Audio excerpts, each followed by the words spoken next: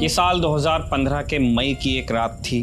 तकरीबन 11 बजे रॉ के पूर्व चीफ अमरजीत सिंह दुलत अपना डिनर करने के लिए बैठे थे और तभी उनके फ़ोन की घंटी बजती है।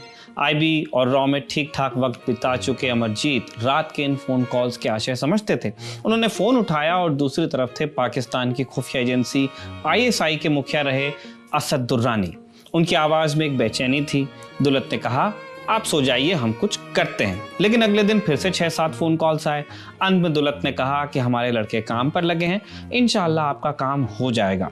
आप अल्लाह में यकीन करते हैं और मेरा भी पूरा यकीन वाहिगुरु में है, सब कुछ ठीक ठाक होगा। आखिर आईएसआई के एक पूर्व अधिकारी को रॉ के एक पूर्व अधिकारी से ऐसा क्या काम पड़ गया था कि फ़ोन पर फ़ोन घुमाने लगे? आज बताएंगे यही किस्सा। नमस्ते, मेरा नाम है निखिल और आप देख रहे हैं किताबों से जुड़ा हमारा डेली शो किताबी बातें। इसी कड़ी में आज की किताब है रॉ, आईएसआई और शांति का भ्रम, एक जासूसी वृतांत। इसका अंग्रेजी टाइटल था द स्पाई क्रॉनिकल्स। इस किताब को लिखने वाले 3 झांफाड़ लोग हैं। एएस दुलत, जो भारत की खुफिया agency research and analysis wing के प्रमुख रह चुके हैं। दूसरे हैं पाकिस्तान की खुफिया एजेंसी आईएसआई के 90 के दशक में चीफ रहे lieutenant general Asad Durrani retired. और तीसरे हैं पत्रकार आदित्य सिन्हा। दुरानी और दुलत की बातचीत को सिन्हा ने दर्ज किया है, किताब की शक्ल में हमारे सामने आई मंजुल प्रकाशन की ओर से। इस किताब में 33 चैप्टर्स हैं, जिनमें आपको कई मुद्दों मसलन 26/11 के हमले, Kulbhushan Jadhav, Osama bin Laden और भारत पाकिस्तान के कई और मसलों पर ब्लंट टिप्पणियां मिलती हैं। शुरू करते हैं उस फ़ोन कॉल से जिसका जिक्र हमने कुछ देर पहले किया। बात यह थी कि असद दुरानी के बेटे उस्मान मई 2015 में मुंबई एयरपोर्ट पर फंस गए। इसका कारण था एक तकनीकी पेचीदगी। उस्मान पिछले 15 सालों से जर्मनी में रह रहे थे, लेकिन उनके पास पासपोर्ट था पाकिस्तान का। उस्मान बिजनेस के किसी काम से कोची आए थे। उन्होंने 4-5 दिनों में अपना काम पूरा किया और पाकिस्तान वापस जाने के लिए मुंबई से फ्लाइट पकड़ने की सोची और यहीं से परेशानी की शुरुआत हुई। दरअसल नियम यह है कि अगर कोई इंसान पाकिस्तानी पासपोर्ट पर हिंदुस्तान आया है तो उसे उसी शहर से रवाना होना होता है जहां के लिए उसे वीज़ा मिला है। जहां से आप आए वहीं से लौटेंगे। अब मुंबई हवाई अड्डे पर उस्मान से इमिग्रेशन अधिकारियों ने पूछा कि जब आपका वीज़ा केवल कोची के लिए है तो आप मुंबई में क्या कर रहे हैं? इसके बाद उन्हें हवाई अड्डे से ही वापस भेजा गया। उस्मान ने मदद मांगी अपने पिता से। उन्होंने किया दिल्ली में फ़ोन। किन्हें? पाकिस्तान के तब के हाई कमिश्नर अब्दुल बासित और एएस दुलत को। रात को 11 बजे के करीब डिनर के वक्त दुलत के पास जनरल साहब का फ़ोन आया। दुलत बताते हैं कि जनरल दुर्रानी कुछ ज़्यादा ही परेशान थे। बेटे की बात थी।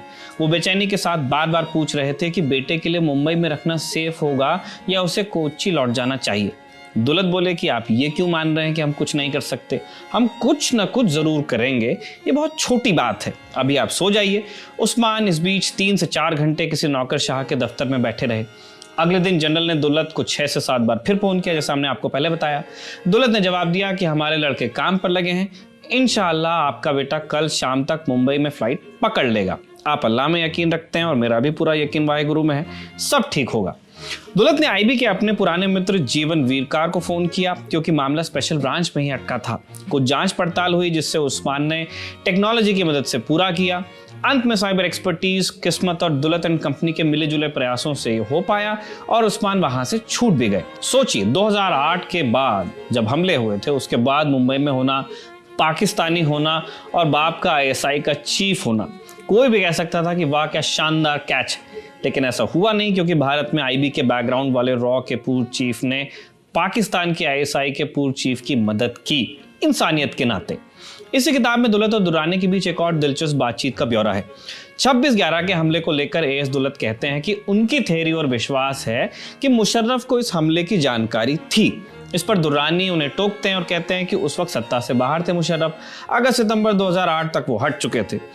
जवाब में दुलत कहते हैं, एक तर्क रखते हैं कि इसकी प्लानिंग तो पहले से ही होने लगी थी, मुशर्रफ उसमें पार्टी हो सकते हैं। उन्होंने जो पहले कहा था उस पर वो कायम है कि भारत पाकिस्तान के रिश्ते जब सुधरने लगते हैं तो कुछ ना कुछ होकर रहता है। हाफिज सईद को मुंबई हमले का मास्टरमाइंड माना जाता है।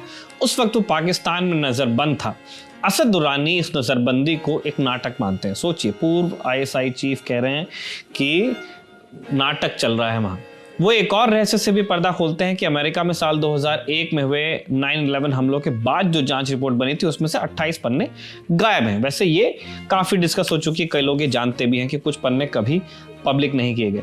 वो दूसरा उदाहरण टोनी ब्लेयर का देते हैं। इराक युद्ध में शामिल होने के फैसले पर चिलकॉट रिपोर्ट ने उन्हें दोषी ठहराया, लेकिन उन पर लगे आरोपों को लेकर कानूनी राय अलग अलग रही। टोनी को आज तक किसी अदालत में पेश नहीं होना पड़ा है। इस किताब में अंदरूनी जानकारियों से भरा एक और चैप्टर मिलता है कुलभूषण जाधव के ऊपर। दुलत कहते हैं कि जब दो मुल्कों के बीच संबंध सुधरते हैं तब जासूसी बढ़ती है। अमेरिका और इजराइल के बीच सबसे ज्यादा जासूसी तब होती है जब उनके संबंध सबसे अच्छे होते हैं। दुर्रानी इसमें एक राज खोलते हैं कि जब एक देश दूसरे देश के जासूस को पकड़ लेता है तो होता यह है कि सबसे पहले वो एक मैसेज भिजवाते हैं कि हमें पता है कि आपके पास हमारे 2 आदमी हैं, अब हमारे पास भी आपका एक आदमी है, हम चाहते हैं अदला बदली हो जाए, आप अपने आदमी को ले जाइए, हमें अपना आदमी दे दीजिए। इस तरह से ये किया जाता है। दुर्रानी कहते हैं कि पाकिस्तान ने जब जाधव के बारे में खुलासा किया तो उसका इरादा पठानकोट के बाद आ रही हिंदुस्तानी धमकी का सामना करने का रहा होगा, कयास लगा रहे हैं। यहाँ आपको याद दिलाने के लिए बताते चलें कि कुलभूषण जाधव एक पूर्व भारतीय नौसैनिक अधिकारी हैं जिन्हें जासूसी के आरोप में पाकिस्तान ने बलूचिस्तान के इलाके से गिरफ्तार किया था। उन्हें 10 अप्रैल 2017 को पाकिस्तान की एक सैन्य अदालत ने मौत की सजा सुनाई थी। आप पूछेंगे कि वो धमकी क्या थी जिसका जिक्र किया। दुलत ने भी यही सवाल पूछा। दुरानी बताते हैं कि भारत जब पठानकोट और पाकिस्तान के बीच संबंधों की तलाश कर रहा था कि क्या संबंध है, क्या पाकिस्तान के इशारे पे ये हमले हुए हैं, तो कुलभूषण जाधव को सामने लाकर पाकिस्तान यही बताना चाहता था कि आप भी बलूचिस्तान में यही कर रहे हैं। दुलत ने जब इस पर कहा कि बलूचिस्तान या चमन में या जहां कहीं से भी कुलभूषण जाधव को पकड़ा गया ऑब्लिक अगवा किया गया, वहां आपको एक भी सीनियर नौसैनिक घूमता हुआ मिलेगा नहीं। आखिर वो वहां क्या कर रहे थे। बात आगे बढ़ाते हुए दुलत लिखते हैं, जासूस पकड़े जाते हैं, जरूर पकड़े जाते हैं, लेकिन ये इस तरह से नहीं होता जैसा हुआ है। हम यही मानते हैं कि जाधव का पहले अपहरण किया गया और फिर उन्हें वहां लाया गया। इस पर दुर्रानी कहते हैं, HMMMMM वाला दर्शक इसके अपने अपने विवेक से मानी निकाल सकते हैं। किताबी बातों में आज के एपिसोड में फिलहाल इतना ही।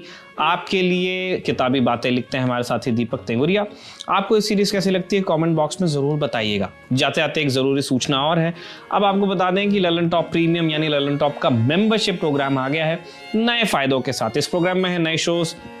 LT प्रीमियम मेंबर्स किसी भी प्लेटफॉर्म से 3 दिन पहले देख सकेंगे guest in the news room, बैठकी और किताब वाला जैसे शोज। ललन टॉप के एंकर्स हर हफ्ते AMA सेशंस भी करेंगे, आस्क मी एनीथिंग। इसमें आप कोई भी सवाल पूछ सकते हैं लाइव चैट में।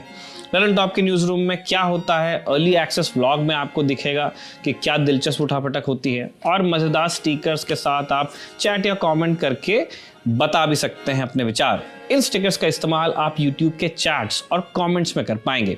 इस मजे के लिए क्या करना है, आपको बस जाना है ललन टॉप YouTube चैनल पर और ज्वाइन का बटन दबाना है। सिर्फ 59 रुपए महीने में आपको ललन टॉप मजा मिल जाएगा, प्रीमियम वाला। सब्सक्राइब कीजिए अभी, देखते रहिए द ललन टॉप।